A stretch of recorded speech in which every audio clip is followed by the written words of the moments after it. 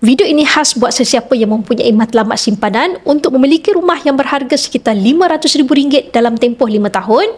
Anda boleh tonton video ini sampai habis kerana saya ingin kongsikan cara untuk kumpul deposit beli rumah menggunakan emas. Untuk rumah berharga sekitar RM500,000, anda perlukan 10% deposit untuk membeli rumah tersebut. Bermakna anda perlu menyimpan sekurang-kurangnya RM50,000. Di sini, anda boleh letakkan target simpan RM700 sebulan secara konsisten di akaun EmasCap selama 60 bulan atau 5 tahun. Cukup 5 tahun, anda boleh dapat sekitar 80 gram emas.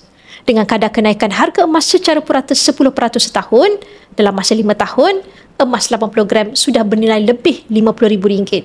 Dengan akaun EmasCap, anda mempunyai fleksibiliti untuk simpan sahaja emas dalam akaun atau anda boleh keluarkan emas dalam pelbagai bentuk mengikut pilihan saiz emas yang ada, sama ada dalam bentuk gold bar atau dinar. Simpanan ini tanpa caj tersembunyi, mudah dan patuh syariah.